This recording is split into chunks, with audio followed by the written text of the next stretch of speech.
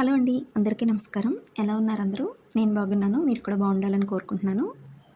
ఈరోజు మన టాపిక్ ఏంటంటే, ఇది మా హౌస్ ఓనర్ వాళ్ళ కోడలిదండి బ్లౌజు బొటిక్‌లో కుట్టించారంట. ఈ బ్లౌజ్‌కి ఉన్న ప్రాబ్లమ్ ఏంటంటే, చెస్ట్ పక్కకి చూస్తున్నట్టు ఉందండి. చాలా ఇబ్బందిగా ఉంది నాకు స్టెప్ వేసుకున్నప్పుడు అని చెప్పారావిడ. అయితే మెయిన్ డాట్ ఒకటి విప్పదీసేసి ఇమ్మని చెప్పాను నేను, నాకు ఖాళీ లేక.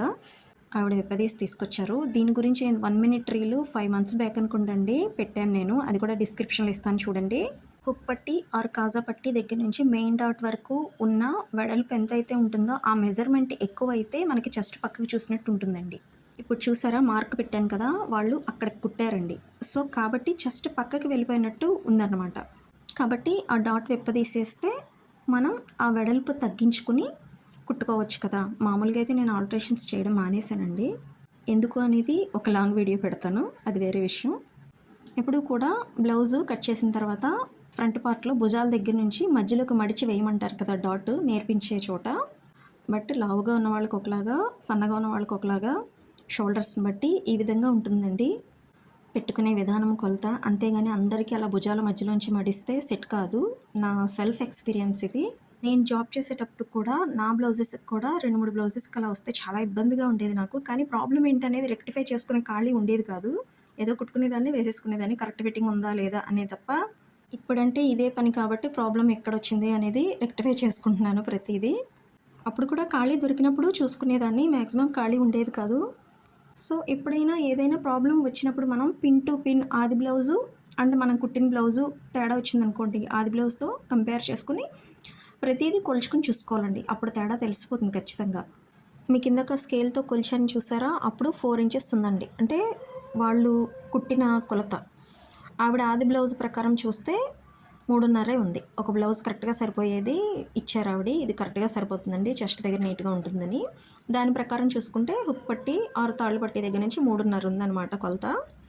ఆ కొలత ప్రకారం పెట్టి నేను డ్రా చేసి స్టిచ్ చేశానండి.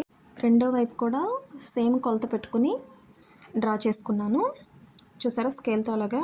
మనం కటింగ్ చేసేటప్పుడైతే 2 ఒకేసారి డ్రా చేసుకుంటాం కదా! బట్ ఇది ఆల్టరేషన్ కదండీ. 2 విడివిడిగా చేసుకోవాల్సొచ్చింది. ఇది కూడా అలా చేసుకున్న తర్వాత మెయిన్ డాట్ డ్రా చేసుకుని ఇది కూడా స్టిచ్ చేశాను. ఇప్పుడు 2 వైపులా స్టిచ్ చేసిన వాటిని షేప్ బెల్ట్ మధ్యలోకి పెట్టాలండి. అది కూడా జాగ్రత్తగా పెట్టాలి. మీరు ఎప్పుడైనా ఇలా చేయాల్సొస్తే గనక విసిగించని కస్టమర్స్‌కి అయితేనే చేయండి. లేదంటే టైం వేస్ట్ కదా! ఎందుకంటే చాలామంది ఎలా ఉంటారంటే చేసే వరకు ఒకలా మాట్లాడతారండి. చేశాక ఒకలా మాట్లాడతారు. ఇంతే కదా! అంటారు. అంతే కదా అనేది వాళ్ళకి ఎక్కడికెళ్ళినా ఆ ప్రాబ్లమ్ రెక్టిఫై అవ్వదు. మన దగ్గర రెక్టిఫై అయినందుకు థ్యాంక్‌ఫుల్‌గా ఉండరు వాళ్ళు. కృతజ్ఞతతో ఉండరు. ఏంటండి ఆఫ్టర్ ఆల్ బ్లౌజ్‌కే థ్యాంక్‌ఫుల్‌గా ఉండాలా అని మీరంటే, దానికి నా సమాధానం ఏంటంటే, మనకేదైనా సమస్య వచ్చినప్పుడు ఎక్కడా మనకి ఆ సమస్యకి పరిష్కారం దొరకనప్పుడు, ఆ పరిష్కారం చూపించిన వాళ్ళకి మనం కృతజ్ఞతగా ఉండాలండి. అది చిన్న విషయమైనా, పెద్ద విషయమైనా. వాళ్ళిచ్చిన డబ్బులు మనకి ఒక్క నిమిషంలో, ఒక్క క్షణంలో ఖర్చయిపోవచ్చు. కానీ మనం కుట్టిన బట్టలు వాళ్ళు వేసుకున్న ప్రతిసారి కంఫర్ట్‌గా ఉంటే చాలా హ్యాపీగా ఫీల్ అవుతారండి. సో, అదనమాట విషయం. ఆల్టరేషన్స్ కూడా మనం ఇవ్వగానే చేసేస్తే వాళ్ళకి మనం ఖాళీగున్నామనే ఫీలింగ్ కూడా వస్తుందండి. నేను పడి పడి ఉన్నాను. సో, మీకు నేనిచ్చే సజెషన్ ఏంటంటే, కస్టమర్‌ని బట్టి మన యొక్క బిహేవియర్ ఉండాలండి కొన్ని సందర్భాల్లో. అందరితోనూ ఒకేలా ఉండకూడదు. శారీ మీద బ్లౌజు పాడైపోయింది. ఎక్కడ మ్యాచింగ్ దొరకట్లేదు. అది మనం సరి చేసి పెట్టామనుకోండి కష్టపడి, మనం కష్టపడి సరి చేసింది పక్కకు పోద్దండి.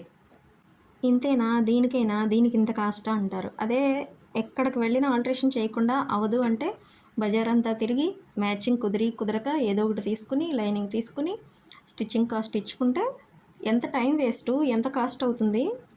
అవన్నీ ఆలోచించుకోరండి చాలామంది. కొంతమందైతే చాలా హ్యాపీ ఫీల్ అవుతారు నిజంగా. చిన్న ప్రాబ్లమ్ ఏదైనా వాళ్ళకి వస్తే బట్టలకి సంబంధించి మనం చేసి పెడితే చాలా చాలా హ్యాపీ ఫీల్ అవుతారు నిజంగా. ఏంటి ఇంతలాగా కూడా ఫీల్ అయ్యే వాళ్ళు ఉంటారా అనిపించేది నాకు ఒక్కొక్కసారి. నాకు ఎక్కువగా నెగిటివ్ పీపుల్‌నే ఫేస్ చేశాను నేను.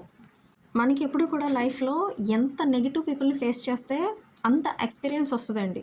ఎక్స్‌పీరియన్స్ అనేది వయసుకి సంబంధించింది కాదు నా దృష్టిలో. మనకు వచ్చే సిట్యుయేషన్స్‌ని బట్టి. కొంతమంది అంటూ ఉంటారు, మనల్ని బట్టే అవతల వాళ్ళు ఉంటారు అని. అంటే వాళ్ళకి నెగిటివ్ పీపుల్ తగలలేదు. నెగిటివ్ పీపుల్ తారసపడితే గనక వాళ్ళ నోట్లోంచి ఆ మాట రాదండి. మనం ఎంత మంచిగా ఉన్నా మనల్ని బాధ పెట్టేవాళ్ళు ఉంటూనే ఉంటారు. ఎక్కడో ఉంటారండి అదృష్టవంతులు. వాళ్ళ లైఫ్ అంతా పాజిటివ్ పీపులే ఉంటారు. ఓకేనండి. వీడియో నచ్చితే లైక్ చేయండి, షేర్ చేయండి, సబ్స్క్రైబ్.